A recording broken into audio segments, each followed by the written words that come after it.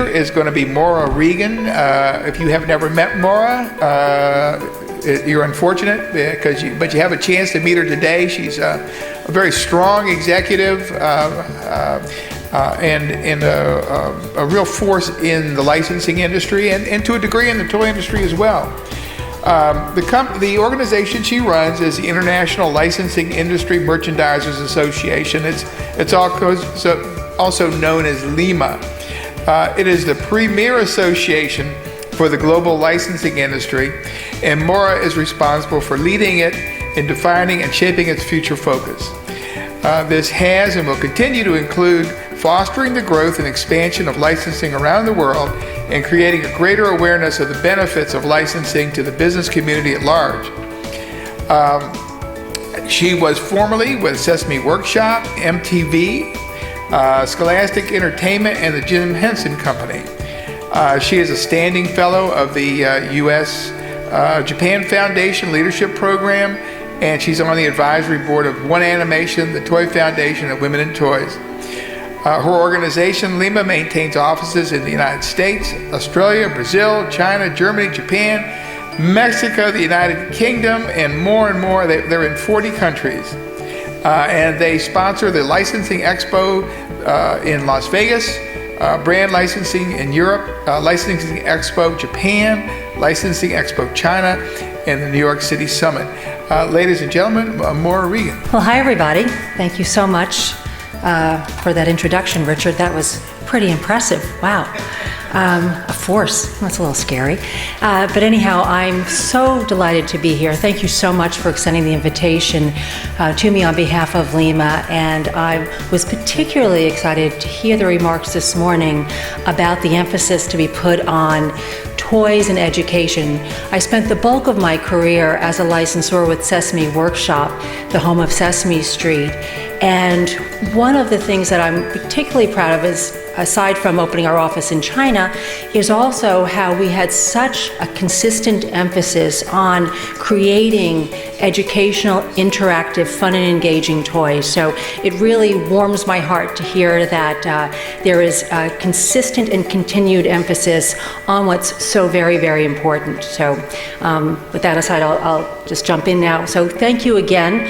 I am so delighted to speak about the power of licensing because I am absolutely passionate about this, having spent my career in the licensing industry, but also because it's a smart business strategy. And over the years, what we've seen certainly is that the role of brand licensing has evolved significantly. And as I look around the room, and some of you who may be new to the industry or not, some of you I see also have been here for a while, and some I've known over the years, we've really seen a change in the role of brand licensing and the increased importance certainly of social media and social commerce and e-commerce. It has led to the rise of influencers and content-rich licensing strategies that certainly play well in the digital marketing world today. And so the face of retail has completely transformed beyond in-store experiencing to allowing consumers now to shop anywhere, anytime, online, mobile devices, really anywhere they are at any time of the day or anywhere in the world. And so what we're seeing certainly are that these environmental changes mean that as companies face increasing pressure, and we'll talk more about this in a bit, to not only grow, but to grow profitably, brand licensing has evolved from a nice-to-have to proven, tangible revenue driver. And again, the power of a brand is about how to distinguish your product, your toy at retail. So beyond an expansion strategy, brand licensing gives company the opportunity really to tap into emotions, to create a story that consumers want to participate in.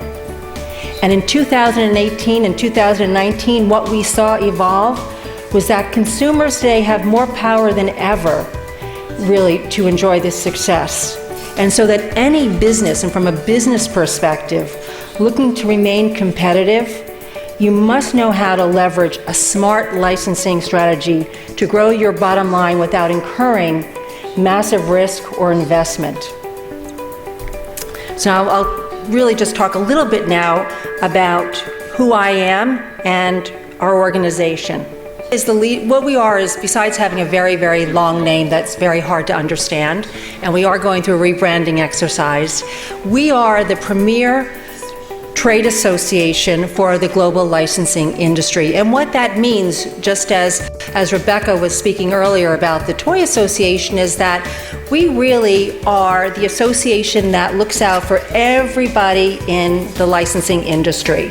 So whether you're a manufacturer of toys or a manufacturer of apparel, or whether you're a brand owner, if you own IP, if you're Disney, if you're Hasbro, if you're Mattel, and anyone in between, you have a home at LIMA, and we are there to create opportunities for you to act in many ways as an accelerator to really drive and grow your business.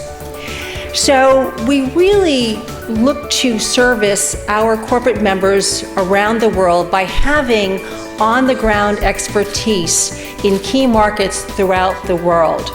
We have offices, as Richard mentioned, in all of the major markets, representing over 1,200 corporate members worldwide.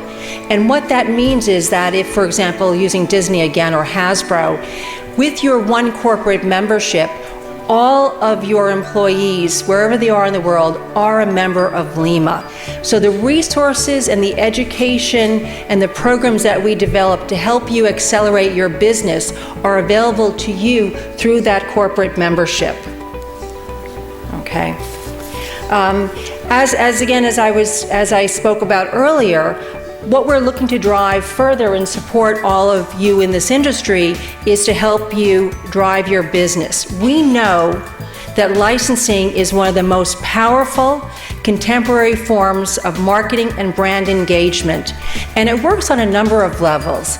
We know that it's a revenue stream, certainly. It drives significant revenue, but it's also a way to truly measure consumer engagement.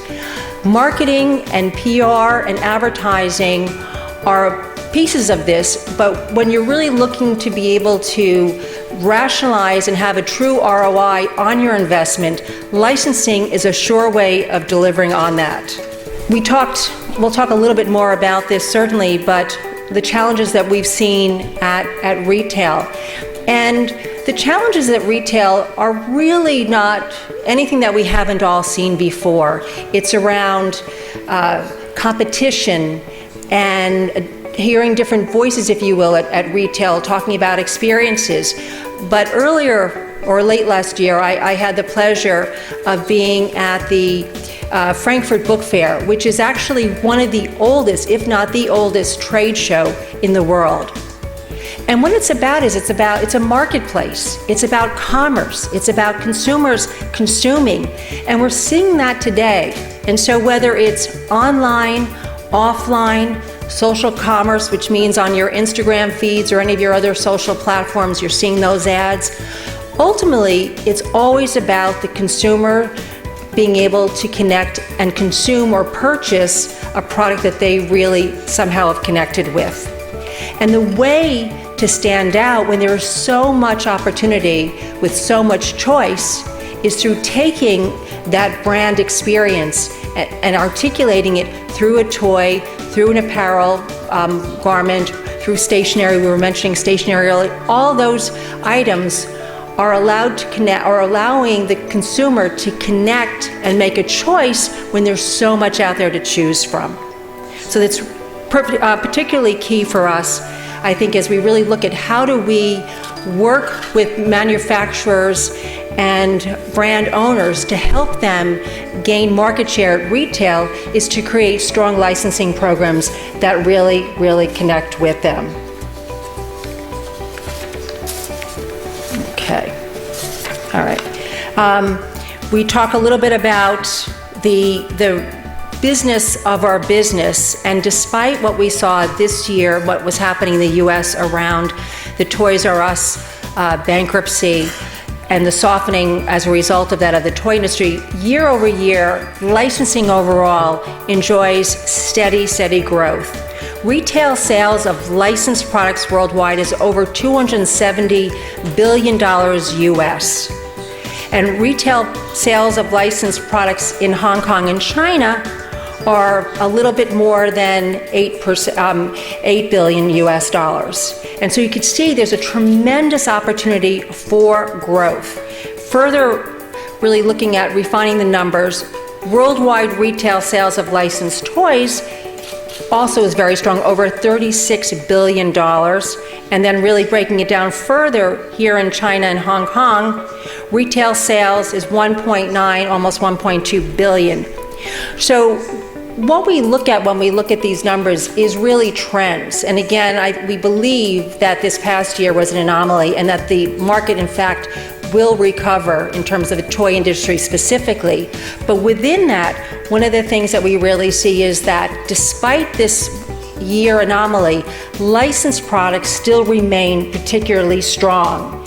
You know, toys are the second largest category globally around licensed products, but here in this part of the world, they really are the top selling licensed product. You know, we saw that the Toadies, which were mentioned earlier, which is the Toy of the Year Awards in the United States, the top toys winning all the awards were, of course, licensed properties. So we are very confident that as this economy shifts, and certainly is what we're seeing happening around retail, that today more than ever and going forward, that licensing is critical to the success from a manufacturing perspective and from the perspective of a brand owner. Just mentioned this again, the top 5 best-selling toy brands globally were all licensed, so whether it's LOL Surprise, Barbie, Marvel, Nerf, Star Wars, and this is consistent around the world. The numbers may shift by market, but when we look at the strength of licensed product worldwide and the brands and the toy products, these are pretty consistent. In 2019, we believe, again looking forward through the rest of this year and beyond, that licensed brands will continue to play a large role driven by family franchises that we see here. And again, these may differ from market to market, but there are certainly some consistencies that we see across Toy Story 4, we're all anxiously awaiting, Frozen, all of these are extremely important to driving the global licensed brand product categories, from toys to all the other businesses that go along with it. A challenge that we are seeing, and we have to talk about this certainly, is consolidation. There's consolidation in the toy industry, we're seeing this. There's consolidation in retail. The media businesses, we're seeing this with Disney and Fox, and what's happening with Warner Brothers. These are headwinds that we're facing on a global basis. And so, in fact, it's really reshaping the playing field, if you will, overall of how all of these brands are bringing their products to market. And it's something that we are all working towards to be in concert with the consumer and understanding what the consumer is looking for to be able to better bring to market the products that make sense for them. Direct to consumer. And what we're seeing with social commerce as well as e-commerce, these equally are trends. I can't say that they're really a trend, it's really a way of business going forward that are critically important to any strategy around global toys that are licensed. It's critically important that you understand from a consumer perspective how your brand, how your category resonates with that consumer on that particular platform, and that you created a strategy that brings that product to life on a social commerce platform. The gaming effect. We talked a little bit about this. We were talking about it actually a little bit earlier over lunch as well. We can't ignore the global games market. We're really seeing that this is taking a bite out of some of the traditional toys.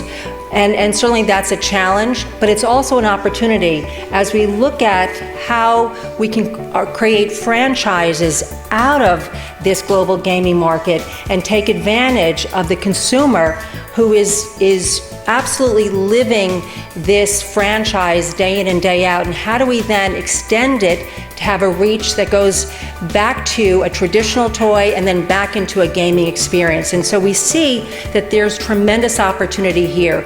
The numbers are quite staggering when you think about the value that's coming out of the gaming market today. We would be negligent if we didn't tap into it from a toy perspective to really understand where the opportunities are to take that more progressive gaming experience to a more traditional gaming experience as well. And there's more of that to come, because now more and more the rights owners are looking at how do they expand that universe even further and take advantage of consumers that are maybe just getting into the gaming industry, but then they don't want to lose them as they're aging out. And that's coming forward with more traditional gaming opportunities and play patterns that you see from toys and other kinds of legacy toy products. So it's a very, very exciting time, despite what at first can seem like a challenge, is in fact a true opportunity to take advantage of the franchises that these gaming companies are really building. The influencer economy. I don't think there's a person in this room that doesn't understand or see the value of what's happening with the influencers. I think when we look at the dollars that are going into this, and certainly from the perspective of Ryan's World, to see how much money this kid made last year alone, we know that it is phenomenal and that we can't walk away from it. I think I have it $22 million. Now, my daughter is not, unfortunately or fortunately, she's a writer, so she's not actually in this world at all. But I can say that that's us parents that actually encourage their kids to go down and play more, and this is what's come out of it. So it's really kind of fun to see where all this is going. But on a very serious note, I think we have to again understand what's really happening from a consumer perspective, and how are we engaging the consumer in the experience of our toys. And what's particularly exciting, I think, about the influencer, the kid influencer economy, if you will, is that toy packaging has become part of the play value. And that's something that's really been driven through the unboxing videos that we've seen for the past, 5, 7, 8 years now, but really looking at packaging as part of that experience. And so that we're going to see more and more of for sure. I can't say enough good things about the power of brand licensing to drive your business, both as from a manufacturing perspective, as well as if you're developing your IP. Licensing is the most risk-free way to drive your business into new categories, and allows you, with a limited investment, to be able to tap into a consumer base or channels of distribution that you may not normally have been able to go on if you needed to, from a manufacturing side, develop your own brand. And on the flip side, from a brand side, if you had to all of a sudden open up a toy company. So equally, both sides of the equation are able to really participate in new revenue streams and new consumer bases and new channels of distribution that without licensing they wouldn't have been able to do. So it is a particularly exciting time, and I'm here if you have any questions, so thank you.